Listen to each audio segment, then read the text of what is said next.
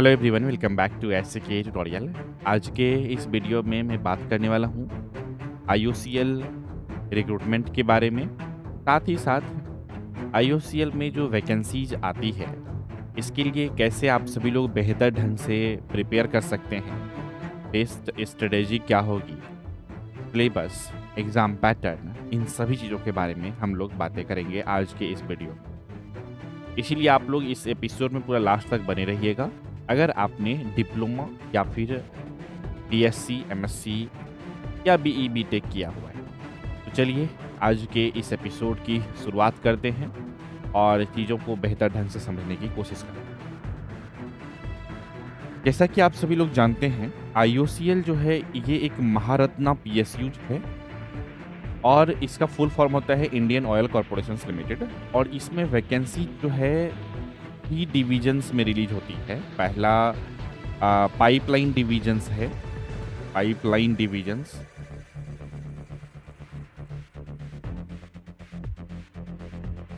दूसरा refineries division.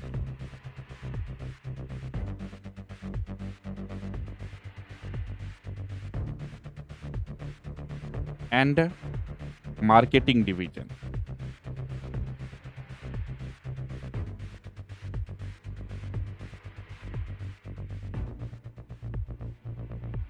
तो generally IOCL में जो वैकेंसी आती है 3 डिविजन्स में, और एक है कि आईओसीएल में डायरेक्ट भी रिक्रूटमेंट आती है, जिसे हम लोग या तो स्पेशल रिक्रूटमेंट ड्राइव बोलते हैं या डायरेक्ट रिक्रूटमेंट बोलते हैं। 2 तरह की वैकेंसीज अलग से भी आती है।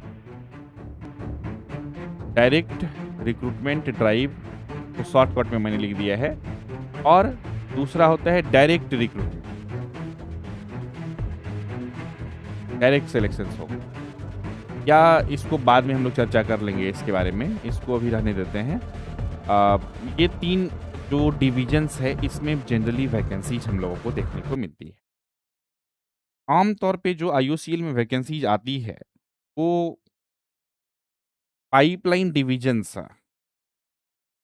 और रिफाइनरीज डिविजन्स में जो वैकेंसीज आती है, ये दोनों का वैकेंसीज कंबाइंड करके आई थी 2025। लेकिन 2026 में सेपरेट वैकेंसीज हम लोगों को देखने को मिला है। तो अपकमिंग डेज में हम लोगों को फिर से अब जो है पाइपलाइन डिविजन में वैकेंसीज देखने को मिलेगा। तो अब यहाँ पे थोड़ा-सा ध्यान से समझना है कि ये दोनों में वैकेंसी जो आती है वो कौन-कौन से एजुकेशनल क्वालिफिकेशंस वाले कैंडिडेट के लिए। अगर आपने बीएससी केमिस्ट्री से किया हुआ है, यहाँ पर मैं बहुत स्पष्ट रूप से क्लियर करना चाहूँगा, जो भी कैंडिडेट है बैचलर इन साइंस केमिस्ट्री से किए हुए हैं, यानी chemistry as an honours subject रहा है या फिर chemistry as a main subject रहा है, तभी आप एलिजिबल हैं। सिंपल बीएससी पीसीएम वाले कैंडिडेट को एलिजिबल नहीं करते हैं ये लोग। आपके सर्टिफिकेट पर क्लियरली लिखा हुआ होना चाहिए, जो बीएससी का सर्टिफिकेट होगा उस पे क्लियरली लिखा होना चाहिए बीएससी केमिस्ट्री, देन आप एलिजिबल होंगे। ठीक है। इसके बाद डिप्लोमा वाले स्टूडेंट के लिए वैकेंसी जाती है। तो डिप्लोमा कौन-कौन से ब्रांच से sir? Electrical engineering, instrumentation engineering और chemical engineering, electronics and communication engineering और मैकेनिकल इंजीनियरिंग। तो ये सभी ब्रांच वाले स्टूडेंट के लिए वैकेंसी जो है आईओसीएल में देखने को मिलती है। अब ये जो मार्केटिंग डिविजन्स का वैकेंसीज है, ये वैकेंसीज आती है क्लास 12th के स्टूडेंट के लिए एंड जिन्होंने आईटीआई किया हुआ है और जिन्होंने बीबीए, बीसीए वगैरह सब किया हुआ है। जूनियर बिजनेस असिस्टेंट पोस्ट के लिए भी वैकेंसीज आती है। तो मुख्यतः 12th और आईटीआई के बेसिस पे वैकेंसीज देखने को मिलती है। कुछ स्पेशलाइजेशंस भी रहती है, वैकेंसीज देखने को मिलती है। अभी अपकमिंग डेज में आप सभी लोगों के लिए जो है वैकेंसीज देखने को मिलेगा डिप्लोमा और बीएससी वाले स्टूडेंट के लिए। इसीलिए अगर आप सभी लोग डिप्लोमा या बीएससी किए हुए हैं, ये सभी ब्रांच में से किसी भी ब्रांच से, तो आप सभी लोग जो है हमारे साथ भी ज्वाइन हो सकते हैं प्रिपरेशंस करने के लिए, आज से ही और अभी से ही। हमारे साथ जुड़ने के लिए आपको क्या करना है, सिंपल में आपको गूगल प्ले स्टोर से डाउनलोड कर लेना है हमारा एसके ट्यूटोरियल ऐप को, और ऐप में लॉगिन करके आप सभी लोग बैच में एनरोलमेंट ले सकते हैं। कौन से ऐप को? एसके ट्यूटोरियल ऐप को। और बैच से संबंधित अधिक जानकारी के लिए आप सभी लोग हमारे एडमिशन हेल्पलाइन नंबर 7903220795 पे कॉल करके जानकारी भी ले सकते हैं। हमारी टीम जो है बैच से रिलेटेड जो भी क्वेश्चंस, कन्फ्यूजन्स या फिर डाउट रहेंगे सब कुछ रिज़ॉल्व कर देंगे। एसके ट्रेल ऐप पर ही आपको आईओसीएल के बैचेज़ मिल जाएँगे, बीएससी केमिस्ट्री वालों के लिए भी और डिप्लोमा वाले बच्चों के लिए।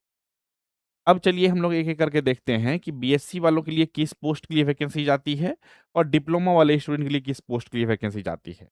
तो आईओसीएल में किस-किस पोस्ट के लिए वैकेंसी जाती है, इसको हम लोग समझने की प्रयास करते हैं। तो यहाँ पर देखते हैं अब कौन-कौन से पोस्ट के लिए वैकेंसी जाती है, ठीक है? कौन से पोस्ट के लिए वैकेंसी जाती है? तो ध्यान से समझिएगा। पहला पोस्ट लेते हैं, जूनियर इंजीनियरिंग असिस्टेंट ग्रेड 4 करके रहता है। इसमें आता है प्रोडक्शन सबसे पहले। ये जो वैकेंसीज़ है ग्रेड 4 प्रोडक्शन वाला, इसके लिए जो एलिजिबल होते हैं, जिन्होंने डिप्लोमा किया हुआ है केमिकल इंजीनियरिंग से, डिप्लोमा केमिकल वाले बच्चे फॉर्म को अप्लाई करने के लिए एलिजिबल होते हैं, एंड बीएससी जिन्होंने केमिस्ट्री से किया हुआ है, ठीक है? बीएससी जिन्होंने केमिस्ट्री से किया हुआ है, वो भी एलिजिबल होते हैं, ठीक है? एंड लिखना सही नहीं होगा, इसको बोल सकते हैं और, ठीक है? या जिन्होंने बीएससी किया है केमिस्ट्री से या डिप्लोमा किया हुआ है केमिकल इंजीनियरिंग से, दोनों तरह के कैंडिडेट इस पोस्ट के लिए फॉर्म को अप्लाई करने के लिए एलिजिबल होते हैं। कभी-कभी इस पोस्ट के लिए वर्क एक्सपीरियंस माँगी जाती है, कभी-कभी वर्क एक्सपीरियंस नहीं माँगी जाती है। कभी-कभी अप्रेंटिसशिप आपके पास अगर है, तो उस सर्टिफिकेट से भी काम चल जाती है। अपकमिंग डेज में जो वैकेंसीज़ आएँगे, वो कैसा रहेगा? ऑफ़िशियल नोटिफ़िकेशंस आने के बाद ही अच्छे से क्लैरिटी मिल पाएगी। तो अभी फ़िलहाल जो है सिर्फ़ ये समझ लीजिए कि junior engineering assistant grade 4 production post के लिए जो वैकेंसीज़ आएगी, डिप्लोमा केमिकल वालों के लिए और जिन्होंने बीएससी केमिस्ट्री से किया है, उनके लिए बहुत जल्द ही आप सभी लोगों के लिए वैकेंसीज़ देखने को मिलने वाली है। इसके बाद आती है junior engineering assistant grade 4, same यही पोस्ट रहता है ग्रेड 4 की अगर बात करें तो इलेक्ट्रिकल इंजीनियरिंग। अब इलेक्ट्रिकल है तो ऑब्वियस सी बातें हैं, यहाँ पर सिर्फ डिप्लोमा वाले बच्चे एलिजिबल होंगे। डिप्लोमा जो किए हुए रहेंगे इलेक्ट्रिकल इंजीनियरिंग से, और या इसके इक्विवेलेंट जो भी ब्रांच होगा उससे जिन्होंने किया हुआ होगा, वो सभी कैंडिडेट फॉर्म को अप्लाई करने के लिए एलिजिबल हैं। इसके बाद हमारे साथ चूंकि फायर एंड सेफ्टी वाले स्टूडेंट भी इनरोल्ड हैं, तो junior engineer assistant grade 4 fire and safety fire and safety post के लिए भी वैकेंसीज देखने को मिलती है। तो इसमें भी वही चीजें हैं, डिप्लोमा आपका फायर एंड सेफ्टी में होना चाहिए, देन आप एलिजिबल होते हैं फॉर्म को अप्लाई करने के लिए। इसके बाद आपका आता है जूनियर एग्जीक्यूटिव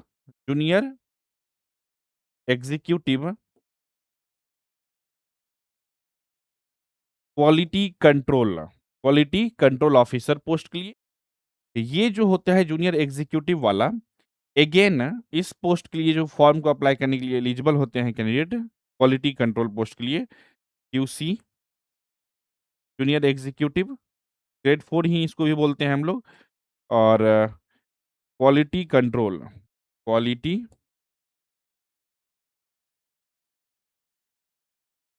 ऑफिसर पोस्ट के लिए वैकेंसी जाती है।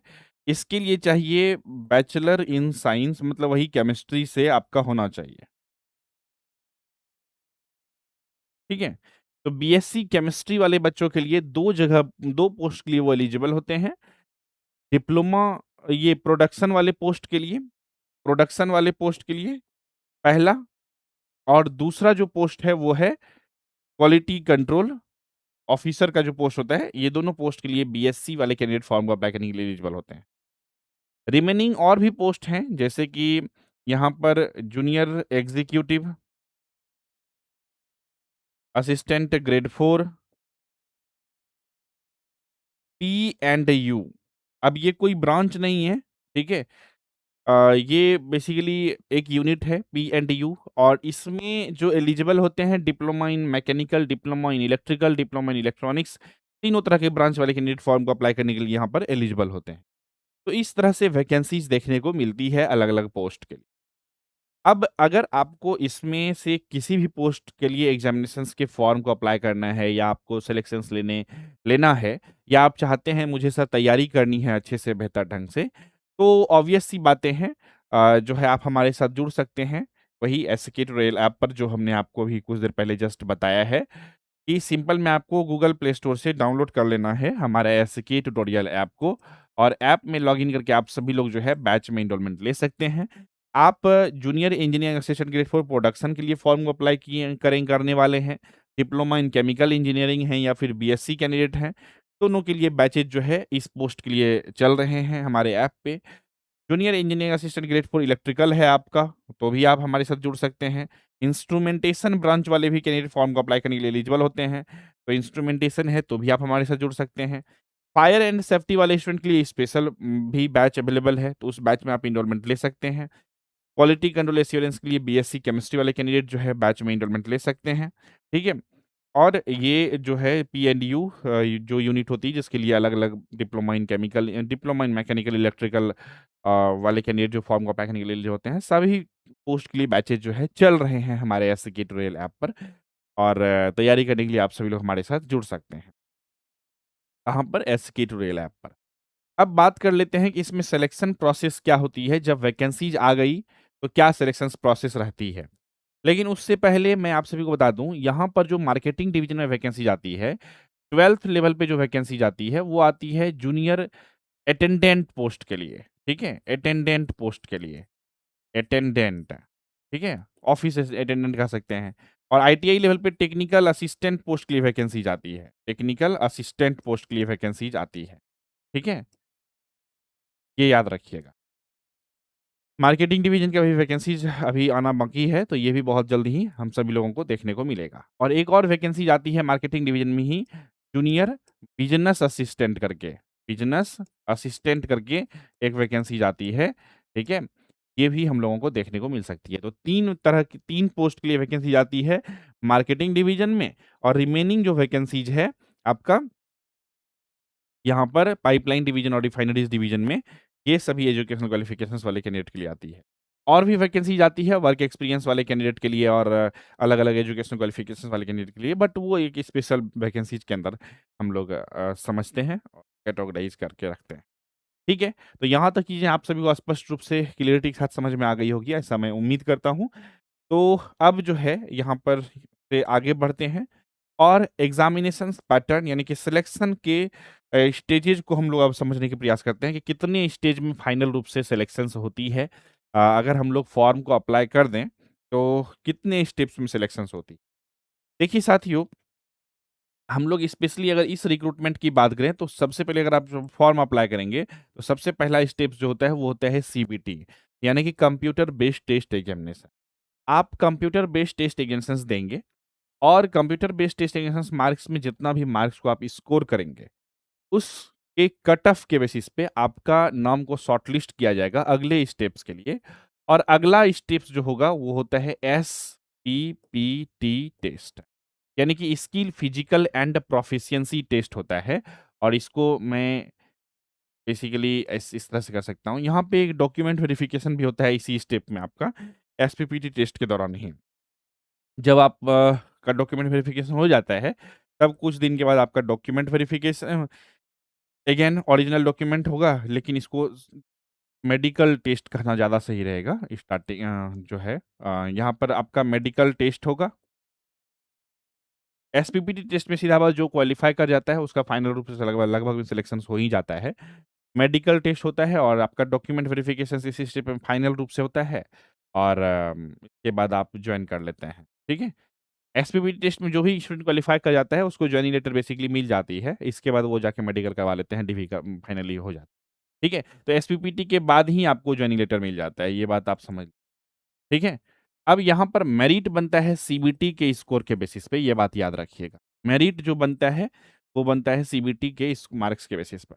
लेकिन एसपीपीटी टेस्ट के बिना आपका सिलेक्शंस भी नहीं होगा। एसपीटी लेकिन एसपीपीटी टेस्ट को याद रखिएगा, ये सिर्फ़ क्वालिफाइंग इन नेचर है, इसको सिर्फ़ पास करना ज़रूरी है।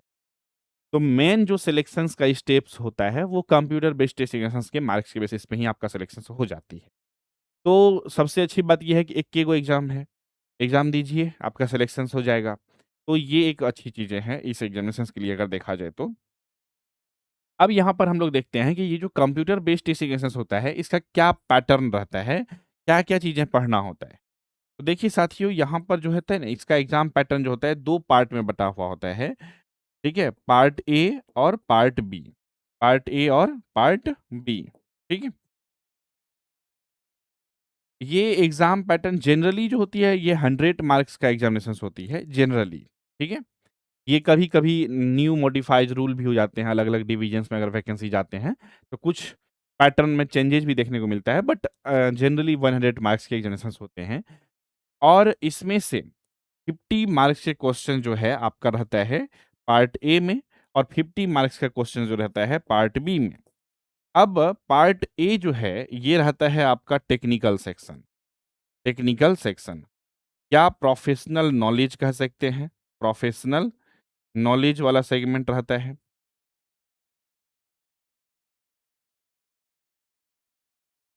ठीक है? और पार्ट बी जो रहता है वो रहता है नॉन टेक्निकल सेक्शंस और नॉन टेक्निकल सेक्शंस में जो क्वेश्चंस रहता है, इससे आपका क्वांटिटेटिव एप्टीट्यूड के क्वेश्चंस रहते हैं, रीजनिंग एबिलिटी के क्वेश्चंस रहते हैं, रीजनिंग एबिलिटी के क्वेश्चंस रहते हैं एंड इंग्लिश के क्वेश्चंस रहते हैं। ठीक है? वर्बल एबिलिटी जिसे बोलते हैं, इसके क्वेश्चंस रहते हैं। क्लियर हो गई बातें? तो ये रहता है इसका पूरा एग्जामिनेशंस पैटर्न। अब थोड़ा-सा अगर सिलेबस को ब्रेक डाउन करें यहाँ पर, पूरा अगर अच्छे से प्रिपरेशंस करने के मोड से समझना चाहें, तो जो टेक्निकल सेक्शंस है या प्रोफेशनल नॉलेज वाला है सेगमेंट, इसमें से आप जो भी चीज़ों का आपका एजुकेशनल क्वालिफ़िकेशंस है, जैसे कि आप डिप्लोमा किए हुए हैं इन केमिकल इंजीनियरिंग से, डिप्लोमा केमिकल के स्टूडेंट हैं, तो ऑब्वियस सी बातें हैं आप आपसे क्वेश्चन जो पूछा जाएगा, डिप्लोमा इन केमिकल इंजीनियरिंग के 50 क्वेश्चंस यहाँ पर पूछा जाएगा कंप्यूटर बेस्ड टेस्ट एग्जाम्स के दौरान। आपने डिप्लोमा इन इलेक्ट्रिकल किया है, तो इलेक्ट्रिकल इंजीनियरिंग के 50 क्वेश्चंस रहेंगे, ठीक है? और अगर आपने बीएससी किया हुआ है, तो यहाँ पर बीएससी केमिस्ट्री, केमिस्ट्री के 50 क्वेश्चंस पूछे जाएँगे। और यहाँ पर नॉन टेक्निकल सेक्शंस में मैथ्स, रीजनिंग और इंग्लिश के क्वेश्चंस आपको देखने को मिलेगा। लेकिन थोड़ा-सा यहाँ पर कन्फ्यूजन्स भी रहता है बहुत सारे बच्चों को पोस्ट वाइज सिलेबस को लेकर के। तो देखिए साथियों, आईओसीएल में जो स्पेशली होती है, आप जैसा कि यहाँ पर देख पा रहे थे कुछ देर पहले, हमने आपको बताया था कि junior engineer assistant grade 4 production post के लिए डिप्लोमा इन केमिकल इंजीनियरिंग और बीएससी वाले कैंडिडेट, दोनों ही तरह के कैंडिडेट फॉर्म को अप्लाई करने के लिए एलिजिबल होते हैं। और यहाँ पर जो जूनियर एग्जीक्यूटिव क्वालिटी कंट्रोल है बीएससी केमिस्ट्री वाला, ये भी पोस्ट के लिए बीएससी वाले कैंडिडेट फॉर्म को अप्लाई करने के लिए एलिजिबल हैं। तो सवाल ये उठता है मन में कि junior engineer assistant grade 4 production के लिए डिप्लोमा और केमिकल दोनों वाले स्टूडेंट फॉर्म को अप्लाई करने के लिए एलिजिबल हैं। तो डिप्लोमा वाले बच्चे भी फॉर्म को फिल अप करेंगे और बीएससी वाले के बच्चे भी फॉर्म को अप्लाई करेंगे, है कि नहीं? इस पोस्ट के लिए। तो क्या क्वेश्चन पेपर जो बनेगी, डिप्लोमा इन केमिकल वालों के लिए अलग बनेगी और बीएससी वालों के लिए अलग बनेगी इस पोस्ट के लिए? तो जवाब है नहीं। यूनिवर्सल पेपर बनता है। यूनिवर्सल पेपर का मतलब क्या हो गया? ऐसा पेपर बनाया जाता है, एक ही पेपर बनाया जाता है और ऐसा क्वेश्चंस का लेवल रखी जाती है, जो बीएससी केमिस्ट्री से किए हुए कैंडिडेट भी आंसर दे सके और डिप्लोमा इन केमिकल इंजीनियरिंग से किए हुए कैंडिडेट भी आंसर दे सके। क्लियर हो गई बातें? हाँ, अगर junior executive quality control officer post के लिए फॉर्म अप्लाई किए हैं, तो वहाँ पर डायरेक्टली बीएससी केमिस्ट्री के क्वेश्चंस आपको देखने को एग्जामिनेशंस में मिलती है। क्लियर हो गई बातें? तो ये चीज़ों को ध्यान में रखिएगा। ठीक है? अब यूनिवर्सल पेपर बनता है तो आपको स्ट्रैटेजी भी यूनिवर्सल तरीका से करना होगा। इसीलिए हमने जो बैच बनाया है junior engineer assistant grade for production का, उसमें बीएससी केमिस्ट्री के भी कुछ पार्ट को हमने पढ़ाया है और डिप्लोमा इन केमिकल इंजीनियरिंग के भी कुछ पार्ट को पढ़ाया है। साथ ही साथ आप सभी को एक बहुत इम्पोर्टेंट बात अभी मैं बताता हूँ कि ये जो 50 मार्क्स का टेक्निकल सेक्शंस लिखा हुआ है और जैसा कि हमने बताया कि 50 questions technical sections domain knowledge से रिलेटेड पूछा जाता है। ये क्वेश्चंस जो होता है 100% 50% जो टेक्निकल क्वेश्चंस होता है वो टेक्निकल सिर्फ नहीं रहता है। 50 में से 30 क्वेश्चंस ही एक्चुअल में आपका ब्रांच पेपर या फिर आपका 100% टेक्निकल क्वेश्चंस होता है, ठीक है? डायरेक्टली टेक्निकल क्वेश्चंस होता है। अब जो 20 क्वेश्चंस बचे हुए हैं रिमेनिंग वो इनडायरेक्टली टेक्निकल क्वेश्चंस होते हैं। वो उसमें से कुछ क्वेश्चंस जो होते हैं वो प्लांट ओरिएंटेड होते हैं, कुछ क्वेश्चन जो होते हैं ना सेफ्टी बेस्ड होते हैं। आईओसीएल के प्लांट के सेफ्टी बेस्ड क्वेश्चंस होते हैं या कुछ जनरल कह सकते हैं टाइप के क्वेश्चंस होते हैं, बेसिक लेवल के क्वेश्चंस होते हैं related to the plant oriented question जिसको बोलते हैं। तो ये चीज़ों का एनालिसिस जो है अलग से 20 मार्क्स का 50 मार्क्स का ब्रेकडाउन करके हमने जो बताया है, ये आप तभी रियलाइज़ करेंगे जब आप लगभग पिछले 4-5 साल का प्रीवियस ईयर क्वेश्चन पेपर को देखेंगे तब आपको लगेगा कि हाँ, एक्चुअल डायरेक्ट क्वेश्चन जो है टेक्निकल वो 30 क्वेश्चन ही आता है। ये क्वेश्चन भी ऐसा नहीं है कि नॉन टेक्निकल रहता है, ये भी टेक्निकल ही रहता है बट ये इनडायरेक्टली रहता है, डायरेक्ट आपका ब्रांच ब्रांच पेपर से डायरेक्ट रिलेटेड नहीं रहता है, डायरेक्ट आपका सब्जेक्ट से रिलेटेड नहीं रहता है। लगेगा सब्जेक्ट से रिलेटेड है बट 100% वो सब्जेक्ट से रिलेटेड नहीं रहता है, प्लांट ओरिएंटेड रहता है, तो है तो टेक्निकल चीज़ें ही। सेफ्टी बेस्ड रहता है, लगेगा कि हाँ, हमने तो पढ़ा ही है ब्रांच में और बेसिक जो है जनरल क्वेश्चंस भी रहते हैं। तो ये अप्रोच को आपको पूरा लगाना पड़ेगा और हम लोग जब आपको तैयारी कराते हैं तो टेक्निकल तो पढ़ाते ही हैं, साथ ही साथ इसके लिए भी हम लोग अलग से तैयार आप सभी को कराते हैं। इसी वजह से आईओसीएल में एसके ट्यूटोरियल से बहुत सारे स्टूडेंट का सिलेक्शंस होती है। नंबर्स में ऑलवेज बेसिकली बोलना उतना मतलब हमें सही नहीं लगता है बट अलग-अलग जगहों पे जो है हमारा लिखा हुआ है जो भी स्टूडेंट सिलेक्टेड हैं, जैसे हमारे ऑफ़िशियल वेबसाइट पे देखेंगे तो 2024 में भी बच्चों का सिलेक्शंस हुआ है, बहुत सारे आई थिंक 85 83 प्लस स्टूडेंट का सिलेक्शंस हुआ है। फिर इधर भी वैकेंसीज़ आई थी, तो इधर भी इस साल भी 2020 जो है 6 में, 2025 में मतलब आईयूसीएल में लगभग में सिलेक्शंस जो है रेशियो जो है हमारे यहाँ से अच्छे खासे रहते हैं नंबर्स में कैंडिडेट का। जिस रेशियो में फॉर्म अप्लाई होते हैं, जिस रेशियो में हमारे साथ कैंडिडेट जुड़ते हैं, हमारे पेड बैच में, हमें यूट्यूब पे भी फॉलो करते हैं, सिलेक्शंस रेशियो बहुत अच्छी है, क्योंकि हम लोग जो है गुड क्वालिटी कंटेंट पे बिलीव करते हैं। क्वालिटी कंटेंट देंगे तो आपका अपने आप सिलेक्शंस होगा, अगर आप अच्छे से मेहनत करके डाइजेस्ट करके अच्छे से जो है उसको टेस्ट सीरीज और एमसीक्यू क्वेश्चंस प्रैक्टिस करके एग्जामिनेशंस जब देंगे, तो आपका सिलेक्शंस के चांसेस बहुत ज़्यादा हाई रहेंगे। तो ये सभी चीज़ें हम लोग बताते हैं, ये अप्रोच, ये स्ट्रैटेजी के साथ जब आपको गाइड किया जाता है, तो ऑब्वियस सी बातें हैं, कोई भी स्टूडेंट को अगर सही रास्ता दिखाया जाए, तो कम समय में वो सिलेक्शंस के चांसेस को बढ़ा सकता है अपना। तो this is the best way to score the good marks in the technical sections. Okay, अब यहाँ पे नॉन टेक्निकल सेक्शंस जो है, ये नॉन टेक्निकल सेक्शंस जो है मैथ्स, रीजनिंग और इंग्लिश है। और आप सभी को पता है कि ये एग्ज़ामिनेशंस जो है अब आईबीपीएस कंडक्ट कर रही है, ठीक है? और आईबीपीएस जो है बैंकिंग एग्ज़ामिनेशंस को जनरली कंडक्ट करती है, तो यहाँ पर मैथ्स, रीजनिंग और इंग्लिश के क्वेश्चंस जो रहते हैं, वो बैंकिंग एग्ज़ामिनेशंस के लेवल का, उसके पैटर्न के बेसिस का क्वेश्चंस रहता है। तो आपको अच्छे से अभी से ही तैयारी करना होता है। कॉन्सेप्ट को सीख करके मैथ्स के क्वेश्चन को कैसे कुछ सेकंड में सॉल्व किया जा सकता है। रीजनिंग के क्वेश्चन को कैसे फास्टली सॉल्व कर सकते हैं, इंग्लिश के क्वेश्चन को कैसे किस-किस टाइप के क्वेश्चन्स आते हैं, वो सभी चीज़ें हम लोग जो है बैच के अंदर आपको पूरा कंप्लीट सिलेबस, वीडियोज़ लेक्चर्स को पूरा मैथ्स का जितने भी चैप्टर्स हैं 15-16 चैप्टर पूरा आपको कंप्लीट पढ़ाया जाता है। अरिथमेटिक पूरा हो गया, इसके बाद आपका नंबर सिस्टम हो गया।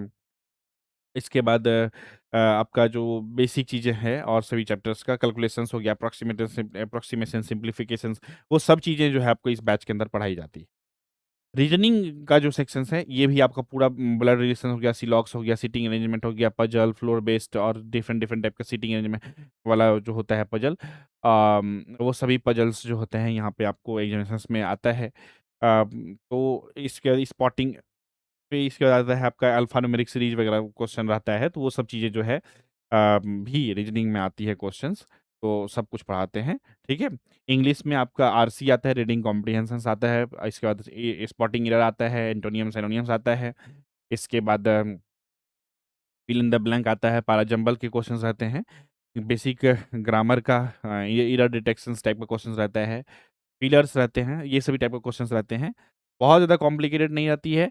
अगर सही स्टडी के साथ आज से ही तैयारी शुरू की जाए तो इसमें सिलेक्शन के चांसेस आपका बनता है और सिलेक्शंस लिया जा सकता है।